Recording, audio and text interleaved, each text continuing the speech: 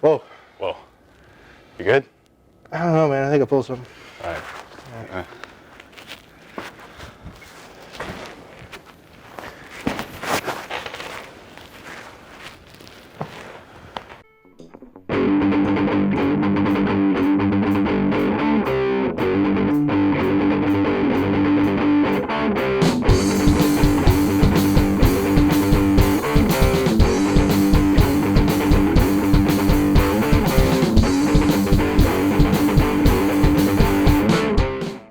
Welcome to everybody's favorite show on MSU TV. I'm Andrew. And I'm Brad.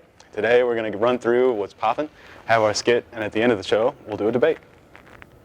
It's also our Halloween special, if you can't tell by the creepy aura emanating from Alan.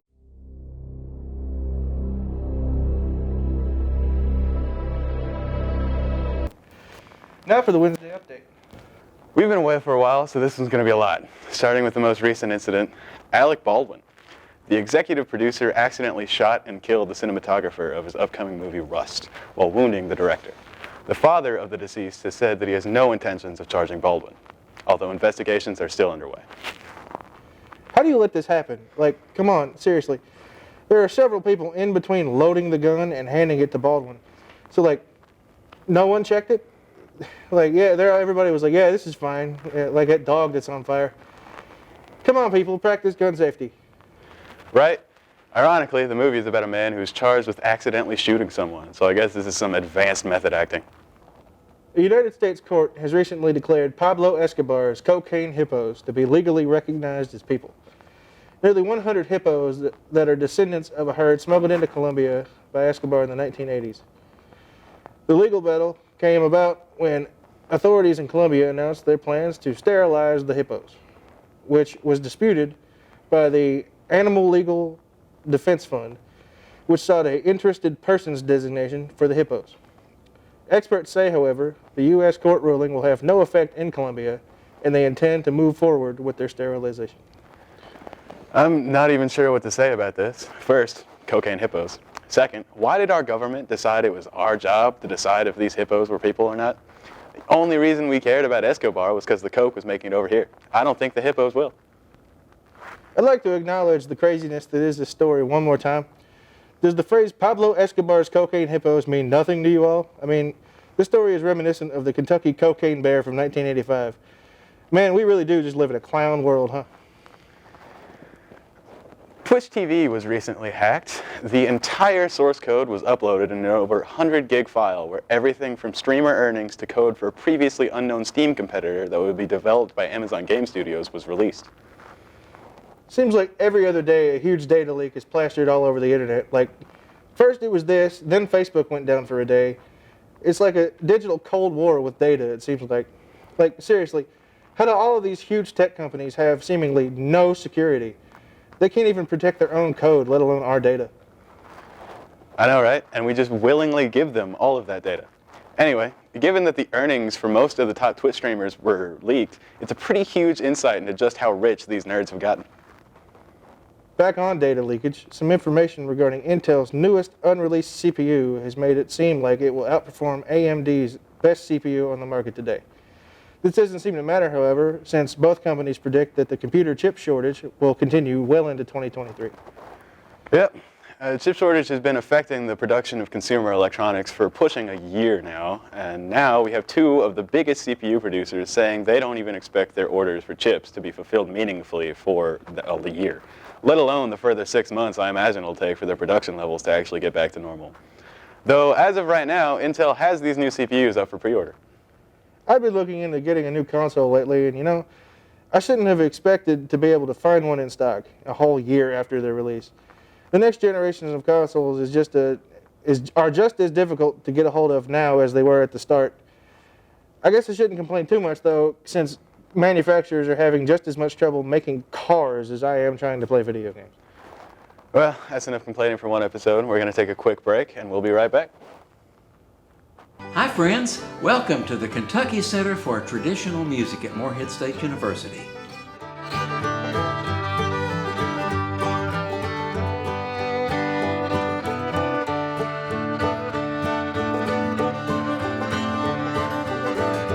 Give us a call, drop by, or seek out your faculty advisor, and we look forward to you joining us for some music here at the KCTM.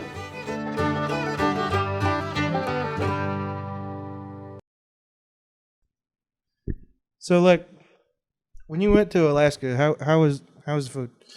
I said business, so I got like peanuts and stuff. But so like, man, I don't know what the deal is with airline food. Either way, let's figure out a bit for this week. Yeah, we need to figure out what we're doing. Yeah. So, Right. have you done anything for what we're gonna do this week? I've had some vague ideas. Have you? I've got one that I think's pretty good. Pretty good. You got one? Yeah. Hit me with it. All right. Buddy cop movie like it's the 70s. Okay. We rent a car. We're gonna have to pay the damage deposit because we're gonna dent the heck out of the hood. I want to slide across it, like Dukes of Hazzard. I see. And then shave the beard, keep the mustache. 70s. Okay. We get shirts from Great Value, low cut, like. And then 70s vibe. the premise of the thing: I know kung fu. You have a gun. That's enough. Never use it Right. because you're a pacifist cop. Oh, it's for self-defense. Yeah. Okay. We fight ninjas across campus. Okay. I have multiple issues. Yeah. A, neither of us are old enough to rent a car. Are we not? No, it's like 25. Why? We can't drive. I don't know. All right. We get a car from the junkyard. Just go find a junkyard and go grab a junker car. Yeah. It's not a big deal. Anyway, we'll come back to that. What's your other problem? Also, I'm not shaving a pedo stash. It'll grow back. No. Listen, I'm over 18 now. I can't do that. Okay. Is there anything else? So, all right. We've already gone and talked to people in ADUC. Yeah. So we've already been on campus talking to people. Yeah. Now we play the suave pickup men, and we try and pick up chicks. All right. First thing, what we did beforehand, that was definitely harassment of the public. This is harassment of a different type. And also, I don't think it's right to use the camera to be like, hey, we have a TV show. You want to go out? Well, That feels wrong. Yeah, You have any other ideas? Ooh, Halloween's coming up. What if we went trick-or-treating? It's like October 21st, dude. We film in 5 days. So? Who's handing out candy 2 weeks before Halloween? I met this one guy. He had a van. He seemed really interested in giving me some candy. You're like 20, dog. You can't make that joke. You'd be the one in the van. Hey, now, you're skirting some lines I don't appreciate. I'm just saying what I'm saying. All right. You got any other ideas? I don't know. You haven't come up with anything since 3 weeks ago? You kind of shot down my big one. Oh, you shot down my only one.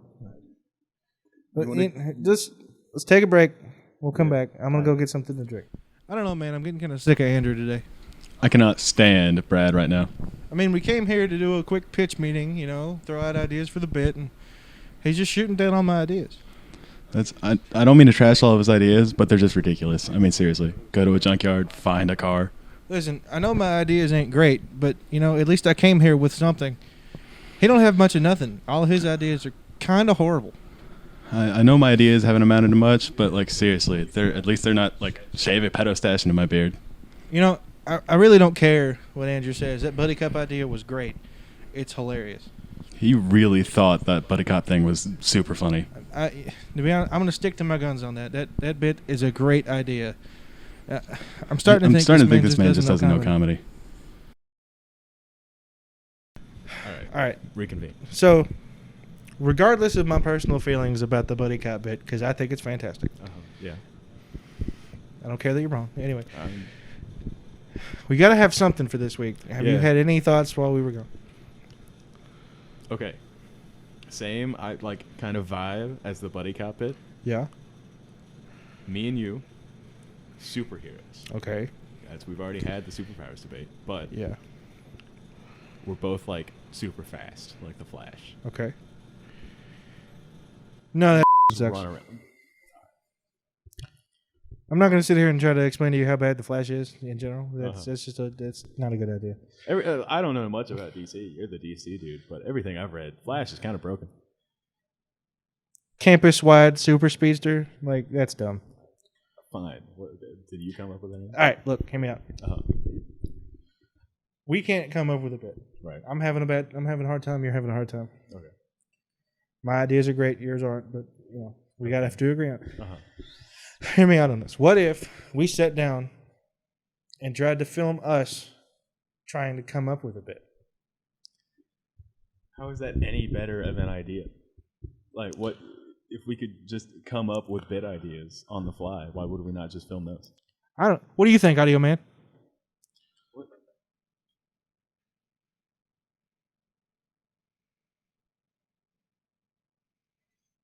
See, he agrees with me.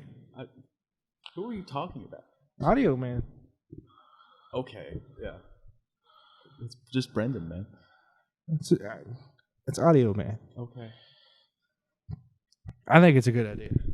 Well, of course you think it's a good idea. All my ideas are great. Okay, listen. We're not going to talk about the Starsky and Hutch ripoff.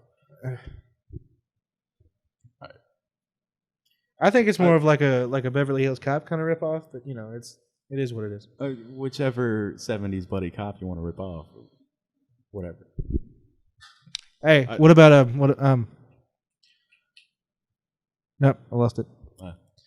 I think at this point we just need new writers. Yeah. Yeah. Yeah, I don't clearly know we're if not it's cutting it. happening We're not this funny enough. Yeah. Oh. No bit this week. No bit. What the is the movie with Jackie Chan?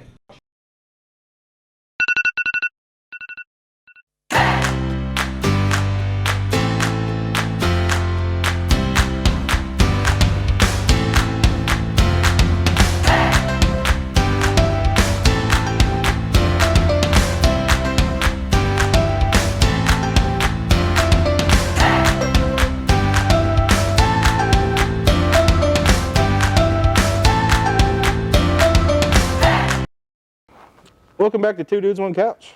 It's debate time.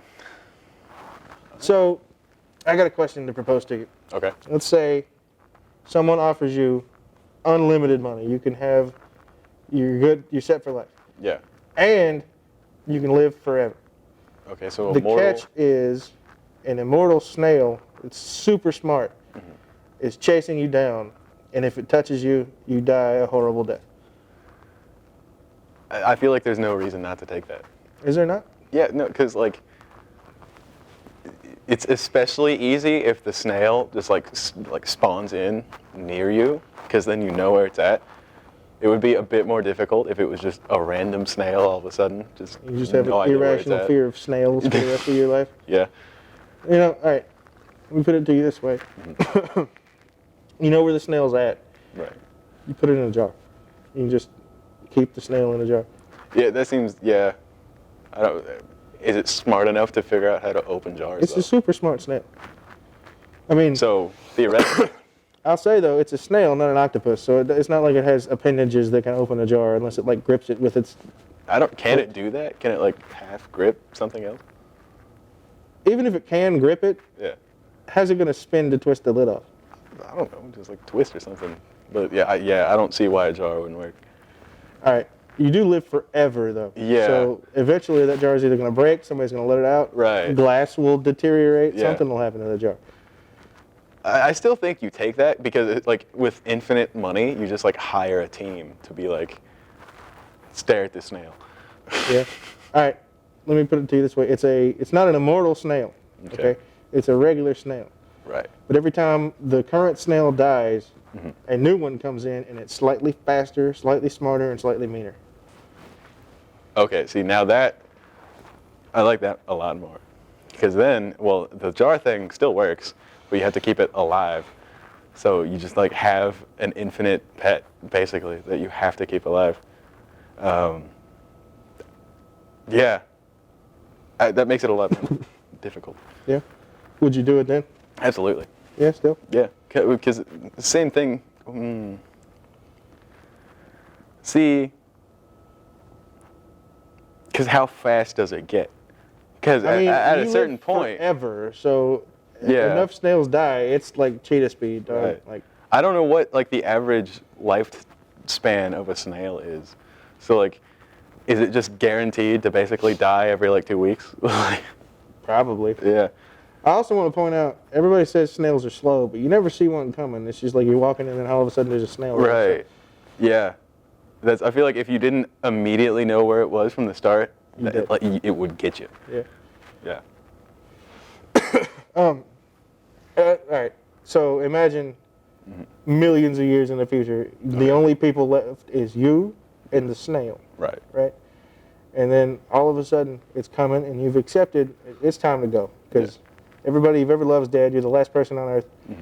And it comes up, it touches you, and you don't die. What then? Then you're like Yeah, you're doomed just stuck. for- Yeah. forever. It's like Dr. Manhattan. Like. Yeah. An alternate thing that I've read, because I've done research on it. Okay. Yeah. All right. Say you want to live for as long as you possibly can. Right. Like, find different planets to live on forever. Okay. Okay? You get the snail. You embed it in concrete for a minute. Okay? And while that's not going to last forever, what you do is you have somebody manufacture a gigantic tungsten ball. Okay. I mean, yeah, infinite money. Yeah. Then you drop the snail into the ball. Seal the ball. Right. Hire a boat crew. Go out to the Marianas Trench. And just Drop it down in there. Yeah. And then eventually that's still going to open. So what you do is you invest as much money as possible into the space program. Yeah. So you can get out of Yeah, here. and then as soon as we start living on Mars, you get to Mars. Yeah. As soon as we live somewhere else, you get there.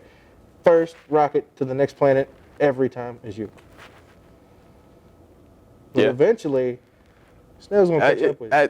At one point or another, it's just gonna be you and the snail. Yeah. And at that point, have you really won? Have you though? My final thing I'd like to bring up. Once the snail touches you, this is getting real deep here. Okay. Is it just, and you're dead? Yeah. And it's black? Or spiritual things? How far do we want to go with this?